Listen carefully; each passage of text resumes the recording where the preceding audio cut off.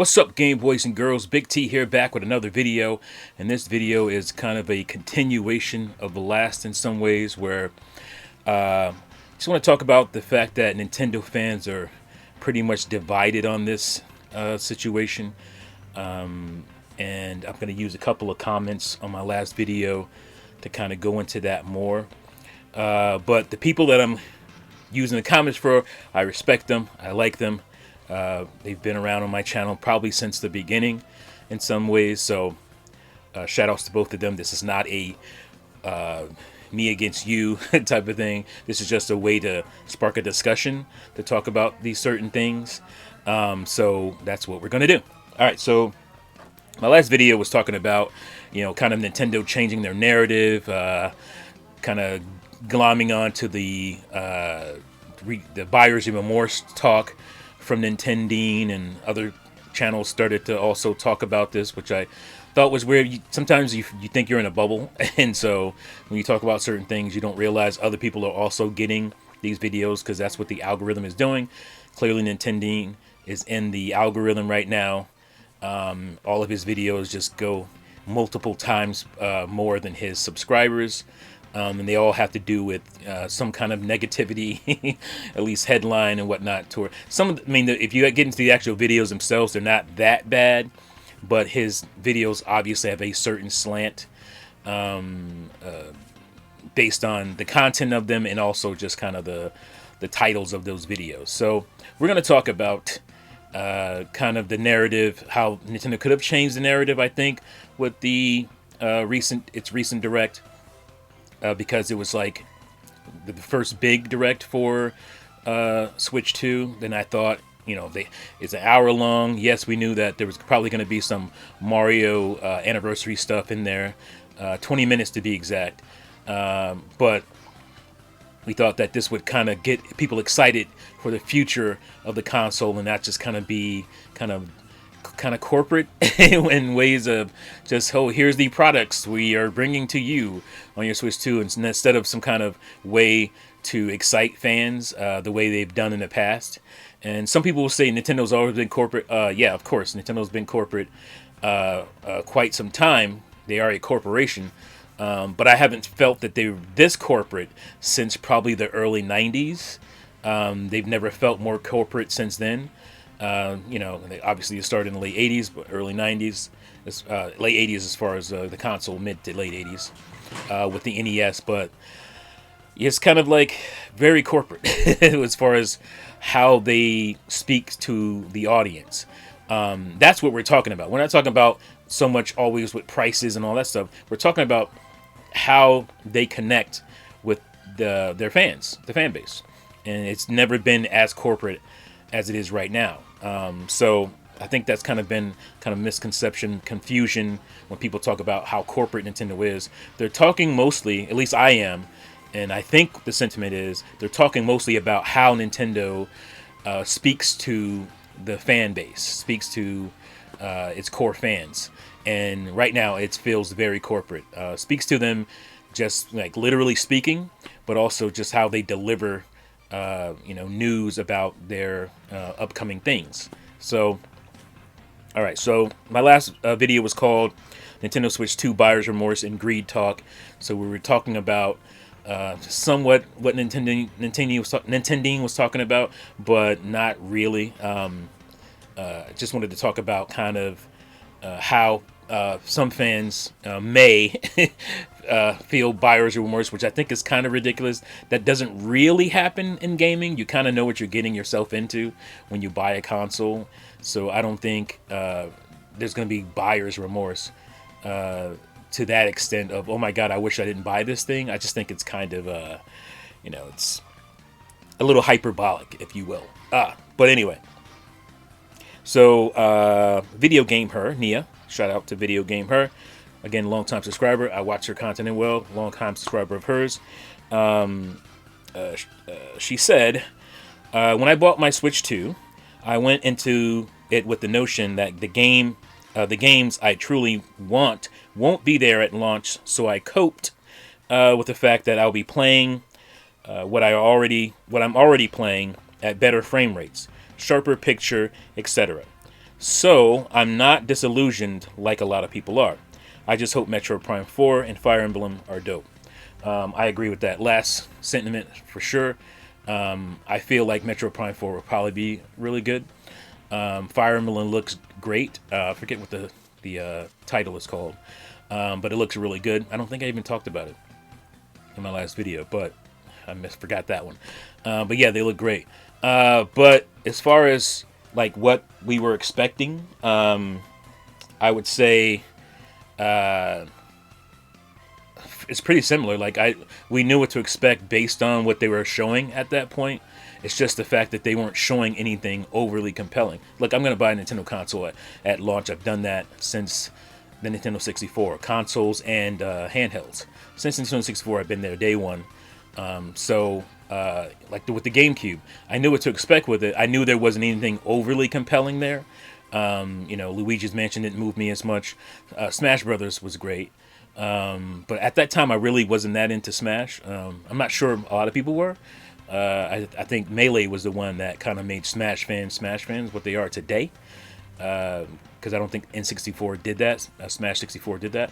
But yeah, I kind of knew what to expect. I kind of expected probably more third-party wise, which you didn't really get over the life cycle of GameCube. But I'm speaking specifically at launch. What I was expecting at launch, I was expecting pretty much what we got, a little bit more, but I wasn't overly compelled at the launch. But potential-wise and kind of what we thought was coming looked really good. Star Fox Adventures, we had no idea. That looked amazing. Metroid Prime, because they did a little teaser or whatnot, with Donkey Kong Racing and all kinds of stuff. So that was very exciting. All the stuff coming from Retro Studios that eventually got dropped, like the car combat game and the football game I think they were working on, as well as Metroid Prime. And Raven Blade, the much talked about Raven Blade. But that was all exciting stuff. And we didn't really, as far as I've seen, get anything like that with the Switch 2. Now, obviously, that stuff didn't pan out. Same for the Wii U. I thought the Wii U's potential was there, and I was excited for the future. But we knew what we were getting at launch. We were getting a 2D side-scrolling Mario game. We were getting Nintendo Land, which looked cool, but wasn't like, oh my god, blow me away, Wii Sports kind of thing, like some people were hoping it would be. But, again, pretty quickly within the life, we saw stuff like Xenoblade Chronicles X, so it really got fans excited. And we were excited about the potential of the gamepad. I kind of talk about that here, so I'm going to go through my kind of response to her comment, and it's a long response, so bear with me. While there is certainly some unwarranted vitriol and grifting out there, this is me, I think most fans expressing their discontent are just surprised by the blandness in a Nintendo Switch, in a new Nintendo console. That's basically point number one for me. The Switch 2 UI especially just makes it not feel like a new console. It looks very similar, feels very similar to the Switch. Well, you could say it is a console that is a kind of upgrade to, the previous console, which we've had that before with Nintendo. We had Wii to Wii U. Wii to Wii U, they felt like different consoles. I mean, Wada Wada Plaza and all the kind of apps were different. Going into Wii mode, that was a whole different thing. Like, there was a lot of stuff just in the UI itself that made it feel like a new console that the Switch 2 doesn't really have. So that's what I'm speaking to when I talk about blandness. They still haven't given us more themes and whatnot, stuff that would help. That would fix the problem, but things that would help make it feel a little bit better. And just the form factor of the console, it's very similar to the Switch. Obviously it's better in almost every way as far as hardware and as far as build quality and all that stuff. But I mean, it just still feels very close. If you look back, the reiterations or the iterative consoles, the upgrade consoles, felt very different. The NES to the Super Nintendo, that was just the Super Nintendo was just a stronger NES, but it felt like a leap. It felt like a different console in many ways. How the build, the shape of it, the design of it, the games themselves eventually got crazy, and also the N64 to the GameCube. Obviously, you're going from cartridge to disc. So, but again, the N64, I think the GameCube was just a evolution of the N64 with the first 3D video games. Really, the first big kind of not open world, but 3D action adventure games. That was just a continuation on the GameCube. There was nothing really new. Obviously, they were expanded upon, but there was nothing new as far as like the types of games we were getting from N64 to GameCube. It was just that we got obviously way better graphics. We got what do you call it, CD quality sound. We got more third parties because it was a lot cheaper to port games to GameCube than it was to N64 or make games for N64 with the cost of the carts. So it was a bit different there. So let me continue on here. This feels more like going from Xbox One to the Series X, as a person who's done that, and it does really feel that way. But even I would say the Series X has more compelling games that excited me much farther beyond what the Xbox One did.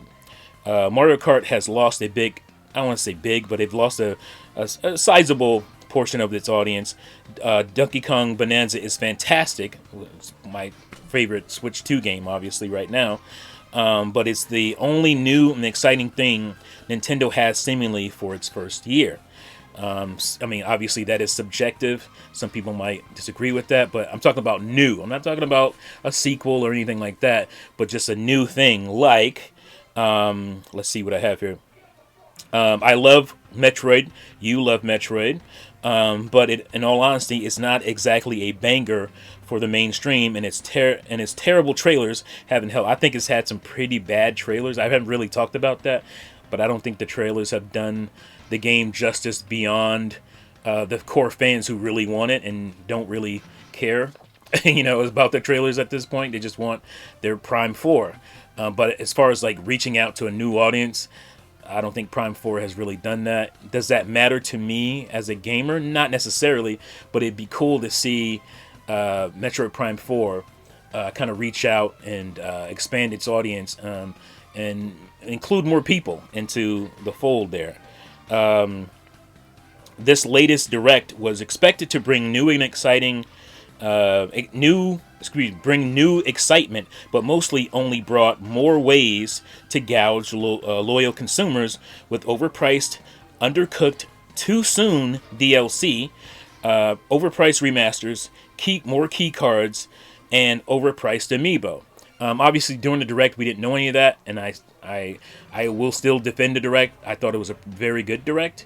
It could have been great had it added one thing, but I thought it was a good Direct. But we didn't find out about the prices until after the fact, which was smart on Nintendo to not include that stuff as a business, but annoying as a consumer, a fan of the system of the company. That all that stuff brought down the Direct for me in the aftermath. Where am I? Yes, where is the ARMS light game? ARMS from Switch. That was a out of left field kind of like, wow, what is this game? This is cool and different. Whereas the left field partnership game like Mario plus Rabbids, another really cool surprise that not a lot of people thought was going to be good, but turned out to be a great game, a great series, if you will.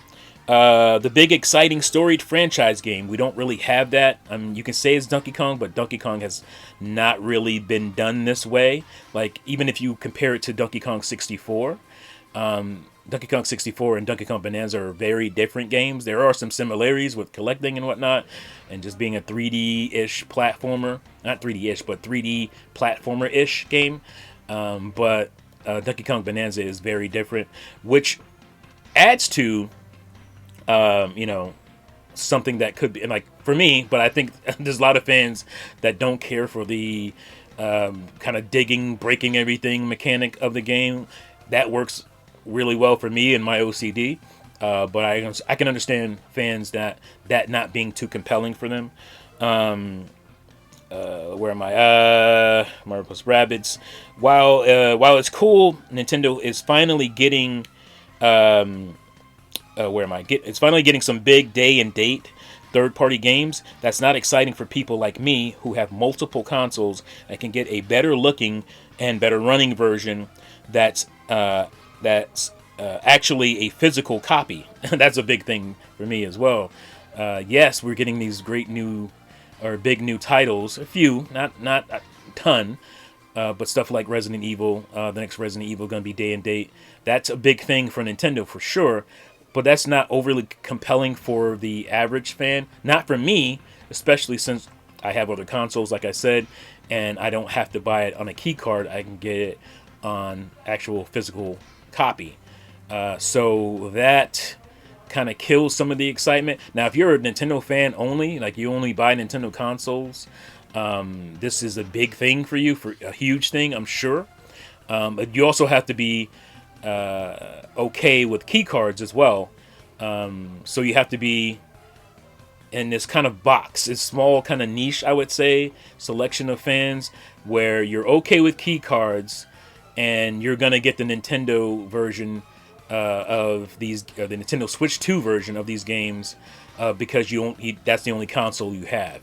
I think that's a small box of people, and I think most people who are going to buy these big third-party games are going to want all the googly woogly eye jigglies and want the best version of it. And obviously, that's not going to be the Switch 2 version. Switch 2 version is still very good, but if you're a sports fan, I'm going to get to that comment later. I'm going to save that for now. But yeah, so that's actually, where am I? They've lost. Where am I looking? Physical version. So they've lost the luster of gaming anywhere, thanks to gaming handheld PCs. Now, obviously, not everybody has one of those things. They are a niche thing as well. But I'm saying, excitement-wise, it takes away that thing, that it factor that the Switch had.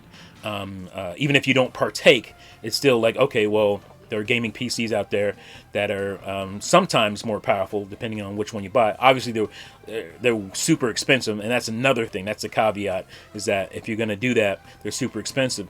But with that expense comes the freedom of PC gaming also. So you're saving money as far as game prices. You're saving money as far as not paying for online services that you don't really want. So there's that. Annual online services, by the way, or monthly, depending on who you have. I think Nintendo's the only one that does kind of annual. Everybody else does monthly. So there is nuance to that, right? All right, where am I getting? Looking. Okay, version on other copy. They've lost the luster, like I just said, and the Switch 2 is no longer the cheap alternative. Although still cheaper, it has caveats. Hell, even the Wii U felt like it had more exciting first year, as I mentioned before. First year announcements, not necessarily games, but it's like, oh, this is what's coming. We can get excited about it. Even with all of its flaws and the potential of the gamepad, felt fresh, even though we all know it didn't live up to that potential. As a dude who's been buying Nintendo consoles and handhelds day one since Nintendo 64, I can't help but feel the thrill is gone, and worry that it may never come back. And that is a true worry, because certain people are aging and somewhat aging out of previous positions. And, so I don't know where the ship is going to be steered in the future. I'm not a fan of Furukawa. He may be great for Nintendo's bottom line, which is great. Obviously, you want the company to be secure going forward. But as far as exciting me as a fan, he can't do that. And Doug Bowser certainly can't do that. These are both corporate guys. They're not into gaming. And for all of Iwata's flaws, his greatest strength was his connection to the fan base, to the core fan base of Nintendo, and the way he valued the gamer, because he himself was a gamer. Multiple times you've heard people talk about Iwata, and that's one of the things they said. Even to maybe his own detriment, he was a game fan first. He was a programmer designer himself, but he was a game fan also, who just loved video games and loved the excitement and kind of being goofy and being transparent and cool with the fan base. And that gave a connection to the company beyond, oh, I like their games. That may be enough for a lot of people, but for people like me, the thing that gives it the it factor is that. And right now, Nintendo doesn't have that it factor, and because the games aren't quite there yet, that compelling part of Nintendo is not enough to keep, well, it keeps me as a customer, but keep me happy as a Nintendo fan. And I think Nintendo fans are somewhat divided on this, and I get it, because a lot of people just want to come and play their games and they don't want to deal with this, and you don't really have to. You don't have to watch any of these videos. There are plenty of channels that just kind of glaze over, no pun intended, all of this stuff, and don't talk about it, and that's fine. I mean, that's, I understand this is gaming. You want this to be your outlet. You don't want to have to deal with kind of negativity, quote unquote negativity. So I get that. And I've been playing. It's weird because I feel like I'm buying games more, but I'm playing less because of my current situation in life. I'm working and whatnot more. I have a job that is very focus necessary, and so a lot of my focus, even when I'm not at work, goes to my job. So it's hard for me to focus on gaming as much, and I'm doing my best here. But I think even with that, I think certain things would draw me into gaming more. Nintendo is the catalyst for my gaming identity. It's been since 1992, I guess, 93, when I realized, yes, I'm a core Nintendo fan. But, that's just the nature of the beast. So I also wanted to cover, let me see where we are in the time here. Oh, I'm like way over my time here. And I'll just continue, and maybe I'll do that other quote in a different video. Let's see here. To be honest, this is a video game her coming back after what I just said. I think this is a phenomenon that isn't specific to Nintendo. Nothing is truly thrilling anymore. We've reached a point where nearly everything is sequels, or almost every idea has been done. I think for me, the older I get, the more I lean into other aspects of life for enjoyment. In terms of gaming, between PC and Nintendo systems, I honestly am still having a good time. I'm also... Well, let me start right here. All right, so, yeah, I agree with that, too. It's not like I needed gaming to be the most dominant force of fun in my life, because it's never been a thing. Like, I'm into comics, I'm into movies, music, so that has all pretty much been the same. I just kind of rely on Nintendo to be my kind of gaming center, and I expand out from there. But I can't help but notice that Nintendo is different, and the Switch 2, like for me, a rebuttal to Nintendo is doing this and I don't like what they're doing. A good rebuttal to that is not, oh well, look at what the other guys are doing. Because I mostly don't care what the other guys are doing, and I expect Nintendo to not do what the other guys are doing. That's why I'm a Nintendo fan. So saying to me, well, these guys are also doing this, that's not a valid or a strong enough response to that. How I feel about because this is about Nintendo, and I expect Nintendo to be different, not to do what they're doing now and just be like what the industry is. Some fans have wanted that for a while, and you got it now. Is that great for Nintendo? Is that good? Are you happy that Nintendo is doing a lot of what the other guys are doing? And they're not doing certain things that I think they should be doing, like still providing physical physical game copies, because honestly, Microsoft really isn't either.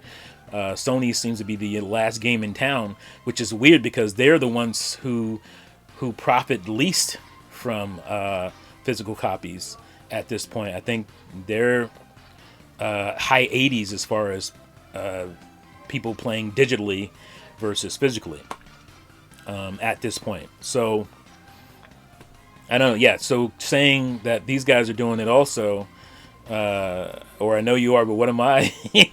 That kind of rebuttal isn't doesn't work for me because I don't care what those guys are doing. That's why I'm a Nintendo fan. So to see the company that I care about doing these things now bothers me. They are not. They are not free of criticism because that's what those guys are doing, at least from my perspective. Because I only care about what Nintendo is doing for the most part. That's it for this video, I guess. Nintendo fans are divided on this. Nintendo fans are been divided historically on things. That's fine, but I think I'm trying to make it fair as far as the fans who are like really fans and are not out to grift and get more views and clicks and whatnot from the algorithm by being negative. I want to separate those guys out. I know it's hard to do on the internet especially, and just point out where the fans who are genuinely disillusioned are coming from. Fans like myself. My genuine disillusion is not based on nothing. I'm not just making these things up. These are things I'm seeing based on what I know Nintendo has done before. So, yeah, that's my video. Let me know what you think in the comments below. Do you agree with my assessment here?